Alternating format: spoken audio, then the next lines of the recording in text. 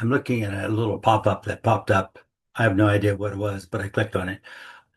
So anyway, this is my talk for the month of June. Yeah, I know I have to look at my little note piece here because I usually do these a month ahead of time. I travel a lot, things come up, and life is what it is for me, for you also. And so the theme in this particular month is how you influence someone else. Last month we said everything influences you. Everything. What does not influence you means you did not attend to it. So that tells you that your range of attention is too narrow. Now, sometimes it's good. If you're walking down the stairway, going down steps, you should narrow in your range of attention. If you're reading a book, you probably should narrow in your range of attention. However, if you're out in the middle of an archery range, you probably should widen out your range of attention to see if there's any arrows zooming past you. I just said that out of jest because a few years ago I was on an archery range. I mean, I could see the bales of hay. I didn't see any targets up there, but I could see where targets had put. And I'm walking along there looking at the bales of hay and thinking, wow, this is interesting. I didn't see anybody there. And all of a sudden, some arrow goes zooming past me at a bale of hay that had no target in it. And I looked back and there was some kid that kind of looked very apologetic for shooting an arrow and didn't even pay attention to me walking across there. Of course, I should not have been walking across there. You you start to understand the nature of this. It's like our unconsciousness can get us into some trouble. I was attending to like, wow, I didn't know there was an archery range here. I wonder who this belongs to. I wonder if it's okay. I just was walking in the woods and I found it. Um, I looked at the kid and I pointed at him and I laughed. I said, "You missed. You want to try again? I'll see if I can stand still." And he dropped his bow and ran. And I'm sure I scared him. I didn't mean to do that, but you start to see these are the natures of influence. He realized he should have looked before he shot an arrow. I'm sure if his parents would have been there, they would have. So he just dropped everything and ran because he didn't know what else to do. That's not what I wanted to influence. I wanted to have a little social experience with him. I wanted to be able to go and pull that arrow out of that bale and take it back to him and say, try again this time, but I'm going to stand behind you so I don't get shot and have fun with it. I would have enjoyed that, right? What we get out of life is that we're influenced, we influence other people, we get to interchange, we get to enjoy them, we get to have an experience with them. God, that's what it's all about. All right. So you when you notice someone or they notice you, you all of a sudden have an influence. If somebody's noticing you and you feel offended that someone's staring at you, well, that's your problem, right? So instead, just smile, wave at them. It's like, gosh, I love to wave at people. And they look at me and they kind of like, I says, hey, come on over, sit down. My wife and I are having lunch someplace, and all of a sudden, and this is rare because we don't eat lunch normally, but if they're and someone's kind of a kid or an adult staring at us says, "Hey, come on over, sit over here, bring your food, join us," and they're kind of and some of them actually come over and then we have a conversation. It enriches the world, which is what we're trying to do. Enrich the world. This is the game we're in the middle of. We're trying to make it a better game, and you have a small window to improve it. So that's what you get to do, right? All right. So I looked at my notes. I scribbled over here. Um, talk about firewalks. You know, it was very, very interesting to me. I was at a religious science church and I was doing a talk. So basically, I rented a room to do a talk. I had maybe like 30 people and I was talking about God only knows what. And and they were so busy that even though I rented a room a month ahead of time, they had already rebooked and double booked and triple booked all the rooms. So they put me into an office. So here I am with around 30 people, 25, 30, 35 people sitting in an office, desks moved back, chairs set out. We're kind of crowded in there. And there's one desk with a phone on it and a lady sitting behind a desk. And apparently she was guarding the phone, guarding the phone, working the phone. Okay. And so I'm talking and she's listening. She's didn't pay to come to the talk, but They all paid their $3 or $5 or whatever I charged for them to listen to me for an hour, or two or three because I talk long time, as you may have noticed. Anyway, I'm talking to them, and a phone rings, and I turn around, and this lady is kind of like glued on me. She's staring at me, and the phone's ringing. So I'm saying, "Are you supposed to answer that?" She goes, "Oh," and she goes over and answers it, and I can hear her in the background talking. It's like, well, I mean, what am I going to do? Talk louder so nobody hears? Because everybody's got their ears tuned up to find out what the interruption was. So I just say to everybody, let's just imagine the world's come to an end. And this was our warning, and we now have 30 seconds for destruction. And they all kind of turn their attention from her to me. You see that? It's just like how I created an influence in linguistic structure. No psychic, bowel, blah, blah, blah. I just made a statement. And they look at me and they go, huh? It's like what I said was just counter to what. And it was really odd because we're all in this stagnant of like staring at me. And then she takes the phone and gets up and hands it to me. And I said, I think this is for you.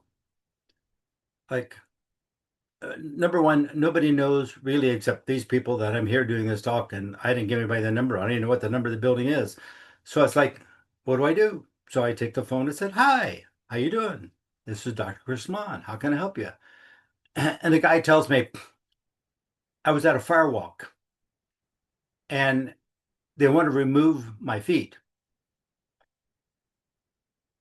So I said, "Have you bought any new shoes lately?" And he goes, "Huh?" I said, "Okay, that was a joke." Uh, so I've done dozens of firewalks. So talk to me a little bit. Tell me about your firewalk. Where'd you do it? So he's telling me where he did it. I'm not going to share all that because too many details. But for the most part, we got chitter-chatting about the firewalk. And the person that put the firewalk on, I've never been to one of his, but I do know that person does it in the San Diego area. So it's kind of like, yeah, okay. And and and I've never known anybody that went to one of that particular person's firewalks that had any problem. And I've done quite a few. So I'm chit-chatting him. I said, tell me a little details. What time did it start, for example? So he's telling me 6:37, 7:30, I don't know. Anyway, it's just kind of like before dusk. They're gonna build the fire while it's still light, and then they're gonna go do a talk and hype them all up, and then they're gonna go walk on the fire. Cool. Okay, that's the normal. I said, so what time do you guys say? Well, we got there a little early.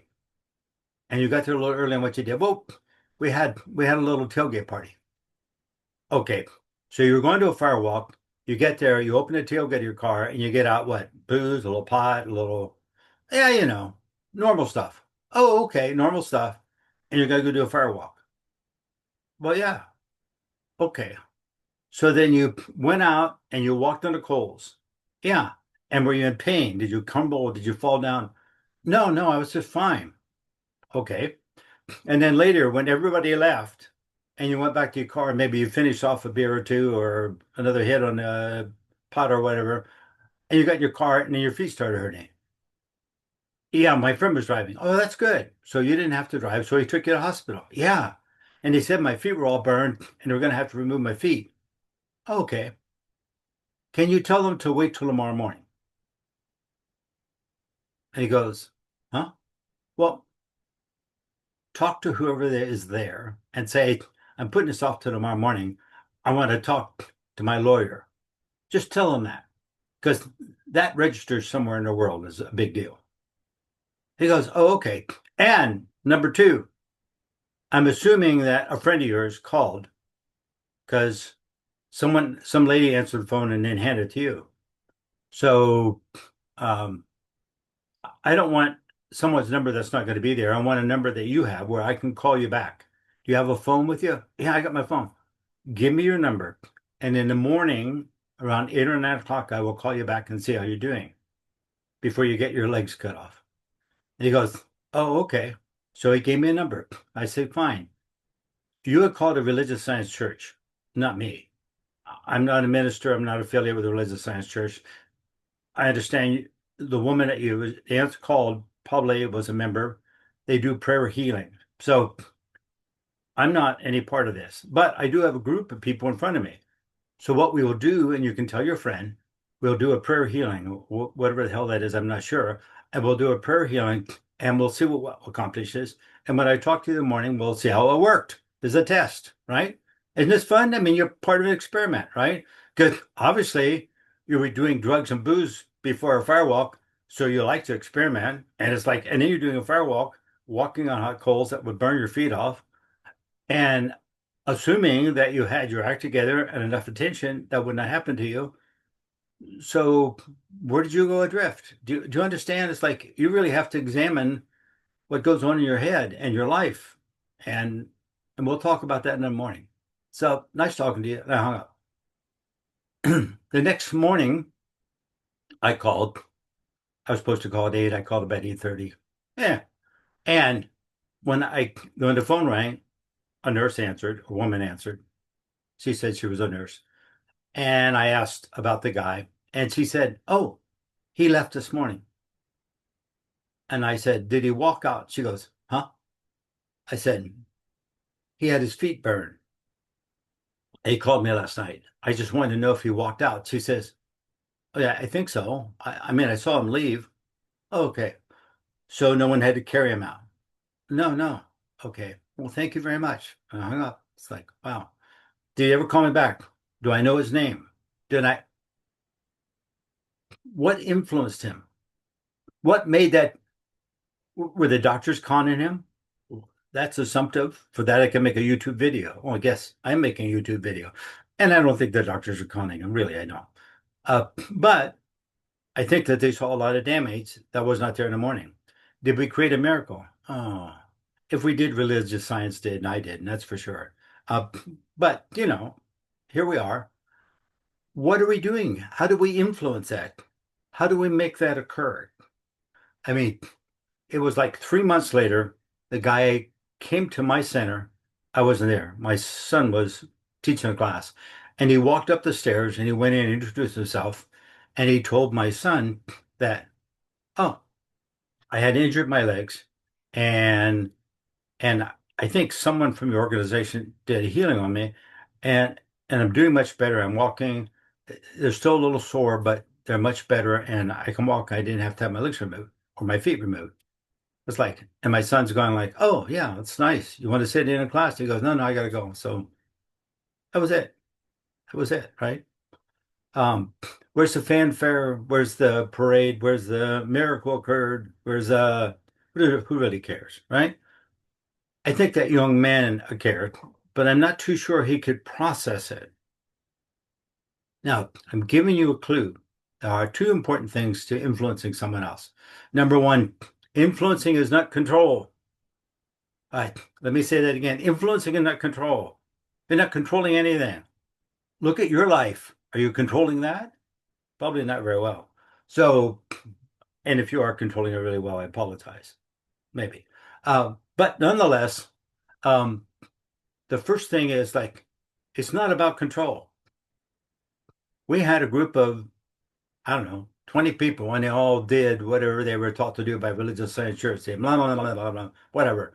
And I just kind of held the phone out so he could hear the experience. It was very poetic. It was very nice. It was nice tonal. It was well done. I felt better and I didn't burn my feet. So what could I say? He felt better, obviously. I have no idea. I never saw his feet. I never got more details. I never got lab reports. I never asked for any of that because I was done. After I got hung up the phone, I was done.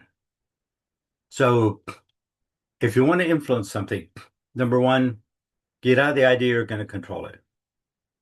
You're making a suggestion.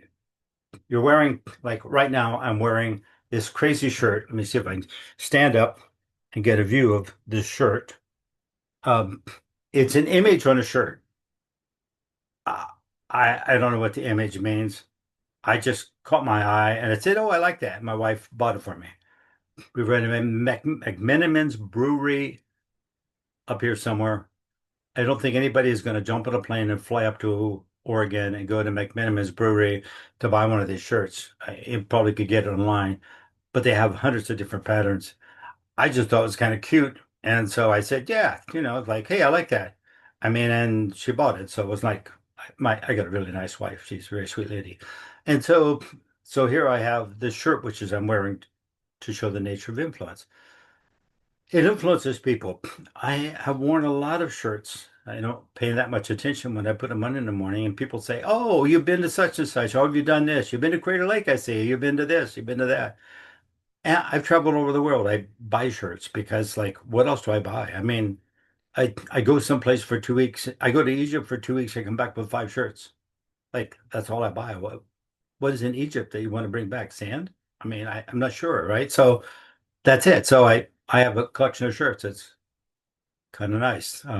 When they start to wear out a little bit, I get paint on them, I get smeared up. Then I just take them to Goodwill and dump them off and get another whole batch out. I got 2 drawers full of shirts. I'm traveling the world.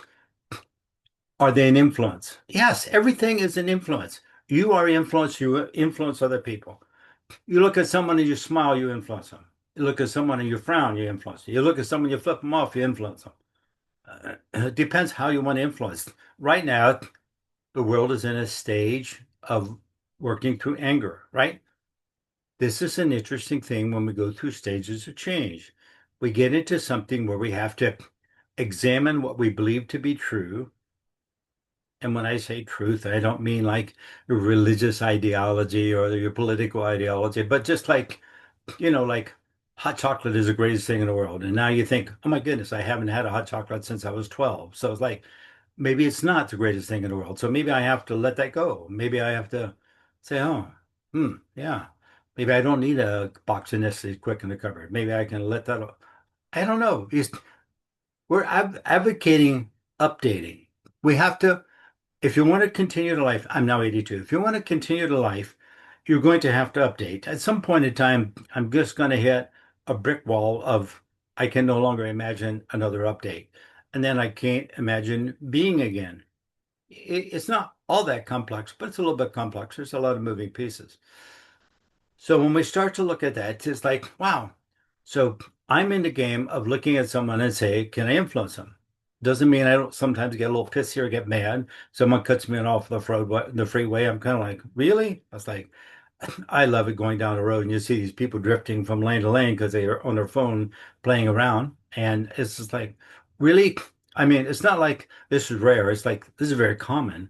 I drive a lot of miles and it's very, very common. It's really very, very intimidating when you're driving on a road and someone drifts over, drifts back, and it's like, I'm looking for when they drift over to speed up and get around them. Um, or pull off and get a cup of coffee and wait for them to crash and burn somewhere down the road and then take off again. It's, I understand it. Maybe it's their navigation. Maybe it wasn't working right. Maybe it wasn't. And I do understand that here we are in 2026 and the laws are going to get much, much stricter on those kind of problems, which everybody that drives on the highway, especially truck drivers, notice that all the time. Bees drifting, drifting, drifting.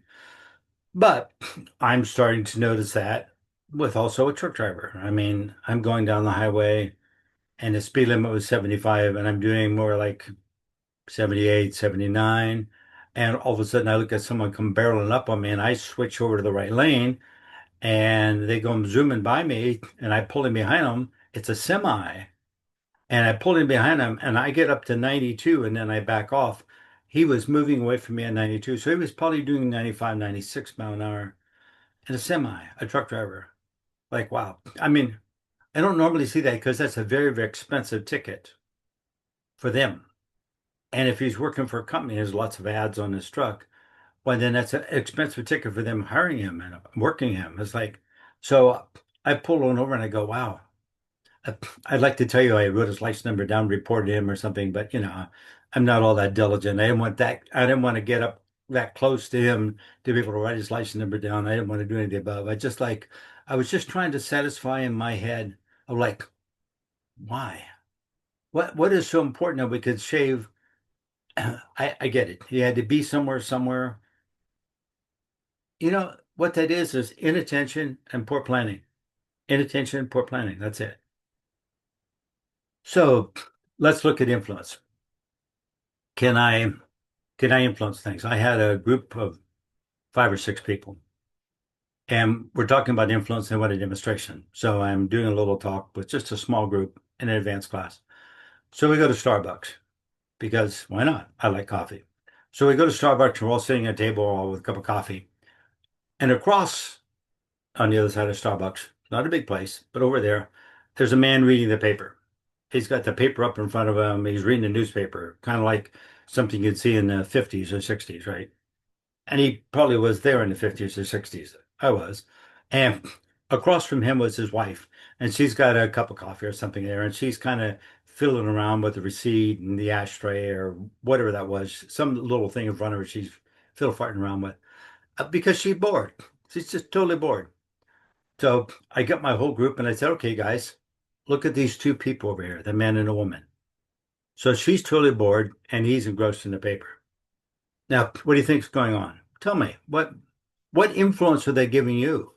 Just attend to them for a minute. What do you get?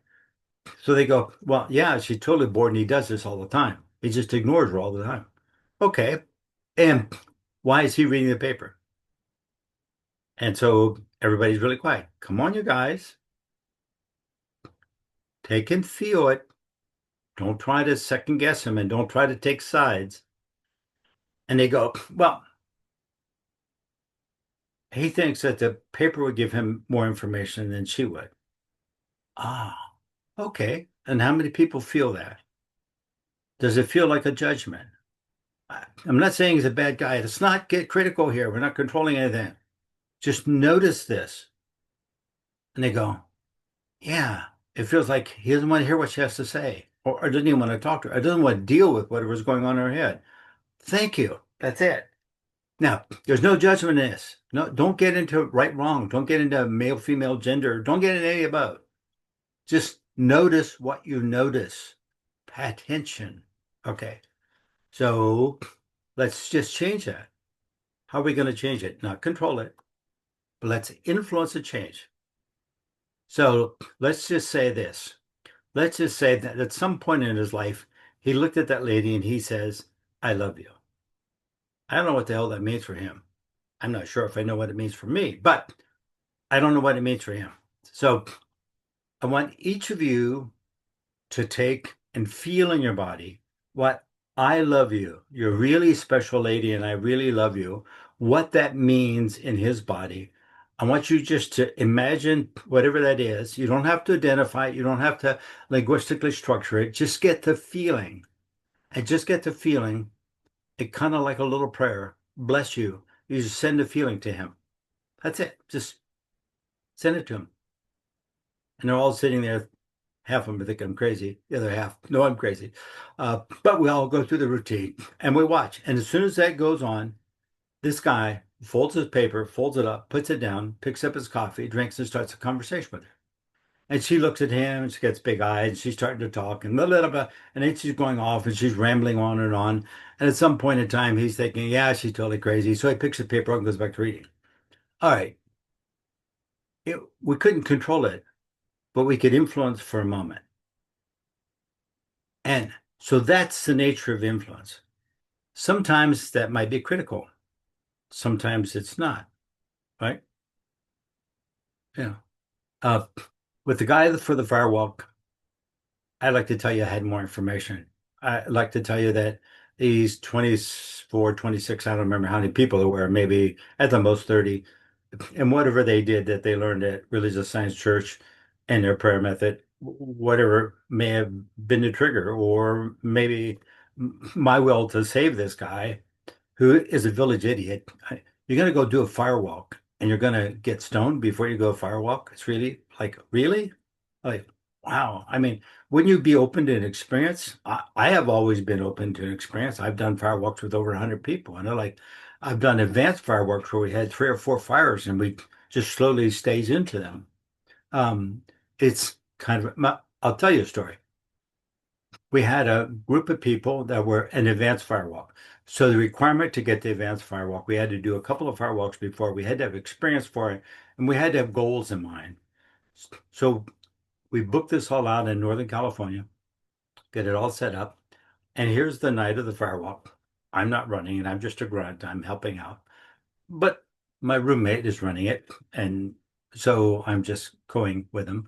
And he's asking a question like, okay, everybody's filled the paperwork out. Everybody is here. That was on my list. And I see that there's one or two guests that came along at the last minute.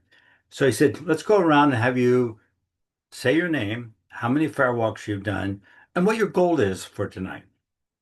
And so that was kind of like the first thing we did. We went ahead and did that. And one woman, she got up and she said, blah, blah, blah. And I've been to three or four firewalks and then I read it. And I really want to help more people. I'm all about helping people. And my friend just got dumped by her boyfriend. So I brought her along to help her. And we're like total silence in a room because it's like, you brought someone here that's never been to a firewalk who just got dumped by her boyfriend, so she's in an emotional state, probably because it happened the day before yesterday. And and you and we're all just there's just silence in the room. And so my partner, I'm looking at him, I'm like, I bump him on the shoulder and he goes, yeah, I know. He goes, okay, tell me a little bit. How were you were you in a relationship? Oh, we were in a relationship for around 9 months. I really thought he was special. It was kind of amazing. We really had this magic for 9 months. And then, I don't know, he just ran off with someone else. So I was like, oh. And so you came to a firewalk thinking that's going to do what? Bring him back or going to get rid of your sorrow or going to, well, I don't know. My friend here thought it would be good for me. Oh, good. So it's not even your decision. It's your friend's decision. Wow. Oh, wow. Scary. So my buddy who's running it, he looks around and said, Chris. I said, I don't want to hear it. He said, Chris, you're in charge of her. I said, yeah, yeah, I know. Okay. I got it. I'm in charge of her. Ah, scary. So here we are, Santa Rosa, California, out in what used to be a convent. And we're staying the night and out in the woods behind this convent, beautiful area. We built three or four fires and we staged them so that we could go from the hot coals in one to the hot coals in another to the hot coals in another and then to the last one. So we could be on the fires a longer period of time, more dynamic experience, right? Okay, so we get started and the first fire is getting going. We start them staging. And somewhere in the midst, we're kind of playing around. We're playing with some Indian rituals. We're doing this, we're doing that, just to waste the time to get a fire. It takes an hour or so to get a fire to burn up. We got like a half a cord of oak there that we're burning down. And when it gets down to coals, we have a circle that's maybe 8 feet in diameter, and it takes time. So we're fiddling farting around and we're jumping through the fire and just doing hoops and doing hoop dances and whatever. And it's somewhere in the process, she goes and does this jump and she falls into the fire, rolls around, rolls out. I'm in charge of her. So I got to get her out. Her legs bleeding and she's got dirt all. It's like, oh my God. So I'm looking at her and I think, hey, I'm in charge of her. Okay, I got it. And so I should take her back to where we're staying and bandage her up and do all that. And then I look at her and I said, I think we're going to wash your leg and we're going to watch it. And if it continues to bleed after I put some gauze wrapped around it, I have a little first aid kit. Why, then we'll take you back. But if it stops bleeding, you're not doing any firewalks. You're going to sit there and just be present with the whole thing. I think that'll be the greatest thing in the world. The gash went from her knee two-thirds of the way down towards her ankle. It wasn't deep. It wasn't gushing blood. It was not a crisis, but it was most certainly dripping blood. It was running down. Anyway, she was wearing shorts. I was wearing shorts.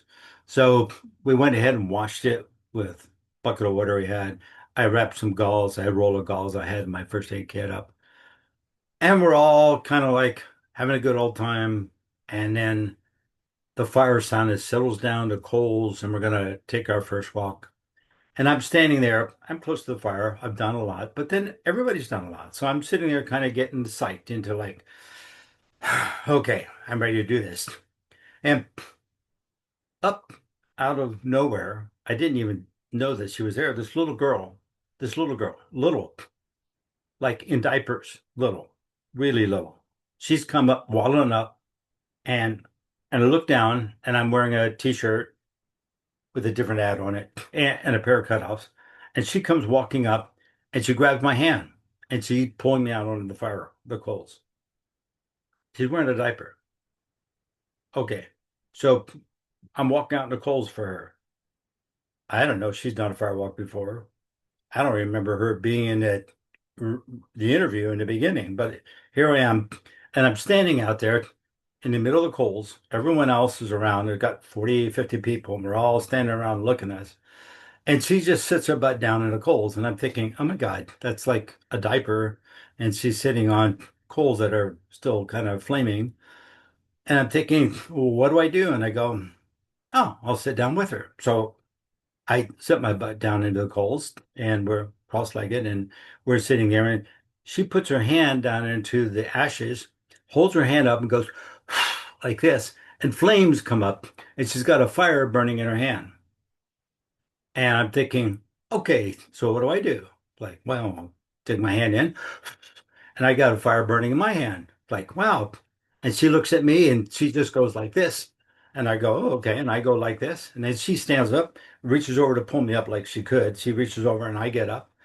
And then we come walking off the coal. It's like, and then she went on over and wondered over where her parents were. And I stood there thinking like, oh my God, what was that all about? Wow, that was really interesting.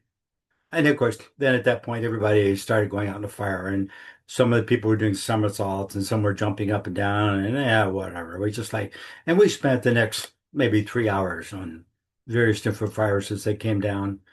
That night, my feet were so warm, no burns, no marks. None of us had any trauma, but my feet were so warm. It's like we were in an old nunnery, so there was a temple, there was a chapel in there, and the chapel had an altar that was marble. I was laying in a little cot in the bed. They were all single rooms, and my feet were so warm. I got up and I went in and I stood on that altar and just stood there and let that marble suck that heat out of my feet. And I told a couple other people, "Hey, your feet hot? Come up here. This marble is amazing. It's a huge slab on this altar." And what the heck? And so a couple of people came out and jumped up. The rest of the people didn't have that much heat. But I'd spend probably more time on the coals than the rest of them did. So well, you see the nature of influence. What is all that?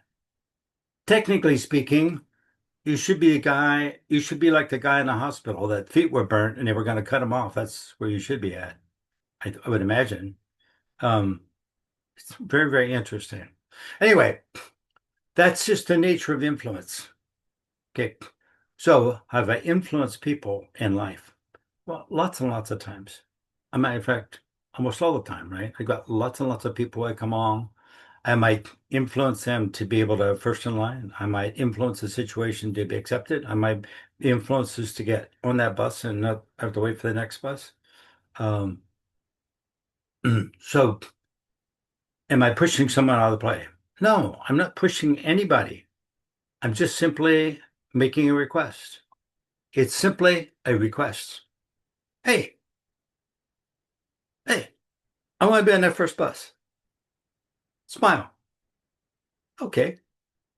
And you get picked. So that means what? Did you register? Did you get there? Did you get selected? Why do they select somebody and not someone else? Right? Because they like someone more? Because what, they let all the pretty girls on first? Well, I probably would, but I understand. Okay, well, whatever.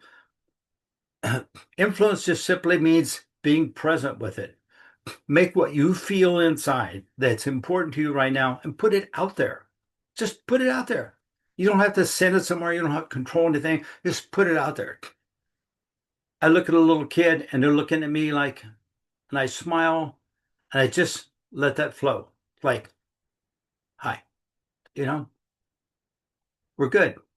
And the kid smiles back at me and waves or giggles or something. It's like, hey, we're good. You guys have all done this with kids. Sometimes you look at someone and attend to them, all of a sudden they get offended because you're staring at them or some silliness and they think you're some kind of pervert. You know, that really tells you what you're communicating. It tells you a little bit of where your unconscious is at. You understand the value of influencing people isn't about controlling the world. It's about to understand your integrity. If you care enough with someone to say, "How can I help you? Can I help you? I don't want your money. Can I help you? You don't have to sign up for anything. You're not going to get emails from me. It's just like, can I assist you in some way, shape, or form? You know, and don't expect me to do this more than once. Just like, I'm in a good mood today. I'll help you. Like, whatever, right? Come on, somebody drops something, you go over and help them. Or, well, I mean, it depends. I see somebody drop something, I see someone running over to help them. I, I leave it be. I'm driving down the road and I see an accident. I've got a lot of training with accidents. I see an accident and there's nobody there, I'll pull over and help. But if there's somebody there, two or three cars, I just keep going because it's like more people are a problem. I've been to a lot of accident scenes. I'm just telling you, you got three or four people, they spend more time arguing what to do than helping the person, really, because they don't have the skill set. So I just make a decision based on what's going on. I have to be present with it at the moment, not a fantasy I have, not I'm going to save the world. I just need to be present with it in a moment. I really have to clear this out and say, wow, good. Can we make this work? Sure, why not? Right? What's it going to take? I don't know. I have no idea. Can't control it, but I can envision it. Can I entertain it? Can I let that thought radiate? Can I set that out as kind of a blessing, a prayer, a wish, or just arrogance? Whatever you want to see. It's just like, let it go out and see what happens. And that's all, right? That's all it takes. Um, I can remember getting on a ferry one time and I was in line and this guy in front of me, we were moving traffic around. And eventually when you get the lines up, then there's a rope between them. But we were in line for a ferry. And every time a couple cars would move, the guy in front of me would just kind of be asleep at the switch. He was playing with his radio. And then all of a sudden he'd wake up and move up. And I'm kind of like, you know, this dummy is going to get me left on shore. I'm not going to get on this ferry. I'm going to have to wait for the next one because he's procrastinating. So as soon as I got a chance, somebody behind me on the next lane over was falling asleep on the switch. I cut over into the next lane, and the guy behind me wasn't probably all that happy. Uh, but he had an opportunity to get over behind the guy that was asleep. But it was amazing to me that when we got to the gate, we were going up to get onto the ferry, and I drove up in the ferry, and I was the last car on the ferry. And I looked back, and he had not even pulled up to the rope yet. So it was like he was behind the rope, and the next lane over, there was a car all the way up to the rope. And I could see the guy loading it had room for one more car. And he chained off that guy that didn't move forward and left the next guy up. I would have been stuck for another hour in line had I missed that ferry. Like, so that's not an influence, it's a calculation. Don't get these confused, right? So we start to see something. If I ask it, how do I affect this? Sometimes it's a calculation. Sometimes it's like, I got to move over here. Sometimes I got to pay attention over here. Sometimes maybe I have to leave a little earlier to avoid the traffic. Maybe those are calculations. So it's not control, it's not calculations. Well, calculations support the idea of influencing. Well, I don't know. Didn't we influence that guy that was sitting there letting cars go forward and he's just like, listening to his music and I'll look up and all of a sudden he's moving forward. It's like, so no, it didn't influence him at all. But it did allow me to make a better calculation and get the ferry. Maybe he didn't care if he got a later ferry. I don't know. I cared because I was going to go meet a friend of mine. I didn't want to be late. I didn't realize there was so much traffic. All those things are influences. They're all influences. So as we move forward through this process of learning, have to recognize that everything influences you and everything you do influences people around you. You may not be paying attention to people and they still have an influence on you. And you may not be attending to people that are in front of you, and yet you still have an influence on them. And so when you ignore someone or just sitting there, sometimes they get a little frustrated or they're trying to get your attention and they can't. Like all those things go on. I'm telling you this because I want you to know all these variables are in it. What does it take to influence yourself or to influence someone else? Discipline and attention. Discipline and attention. Do I need to say that a third time? Discipline and attention. Pay attention. Be disciplined in your practice. Pay attention to it. This is what I like to see. I like to see this. Been lost in the woods. I've been lost in the woods. I said, wow, how do I get out of here? And I had to go like, oh, I know what. I don't have a very good view. I'm going to close my eyes, zoom up about 100 feet, and look at the terrain and decide which way I'm going to go. Now, can I process that as an intellectual process? No, no, I can't process it intellectually. I just get lost in how to get up. It's like, yeah. But I'm sitting there and all of a sudden a few seconds pass and I go, oh, all of a sudden I get a feeling I really need to go that way to get out of there. It seemed like I came this way, but from that experience, I need to go that way. So I go that way and I go down there and I find a trail and it's like, now I could have maybe weaved around somewhere and all of that is possible, but I'm just telling you, you just got to have an experience with it. You got to trust in what comes to you. You're going to play with it a little bit, and it takes a little bit of practice. All right. So this is not like a simple thing. It's not going to happen overnight, but you need to start practicing tonight, tomorrow, every day. You need to pay attention to people. You need to ask questions.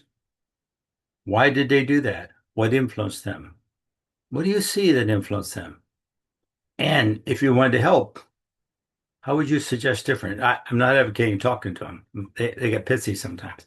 But just start to notice, learn, enrich your database. Because when you learn about other humans, you start to learn about you. Because this is just, it's amazing. I like to tell you everything works out really perfectly, but it doesn't really. And the influences we get in childhood, in those first 3 to 6 years, we get millions and millions of unconscious programs thrown at you. I'm going to give you one more example and I'm going to shut up. Imagine this way. A child, maybe just enough to where they can kind of sit up a little bit and something comes at them, it'll bump them right in the face. So it doesn't take very long where you start to see something coming at them, whether it's a toy or whatever, they'll move their head to get out of the way. The other thing you'll see is that after a while, things come at them, they'll bat it out of the way. They'll start to do this. Okay, so you learn to do that. Guess what? This movement and this moving your head movement are database that get now later on, when you get a little bigger, you're going to go out and learn to play baseball or just throwing a ball. Well, throwing a ball is very different. So now you have to have the ball coming right at you. And the second thing is you can't bat it away, you got to catch it. You got to come at you and catch it. So you're not learning a brand new process. You're now amending an old practice. That's why a lot of little kids, when they're first learning to catch a ball, they're out there like this and it hits them right in the head. Like, because they haven't quite put all those pieces together yet. Take a little trial and error. So you're going to have a subset program. So now you have a program. If something's coming at you, move your head. It's smart to have that. And the other thing is, if something's coming towards you, bat it out of the way if you can. Move your head and bat it out of the way. Do both so it doesn't hit you. And there's a subset. If you're playing ball or frisbee or anything along those lines, attend to it, pay attention to it, get your hand up here, watch it, get your body in the right place, catch it, and you learn a new game. One thing amends to another thing, amends to another thing, amends to another. Our database starts out with really simple structured pieces.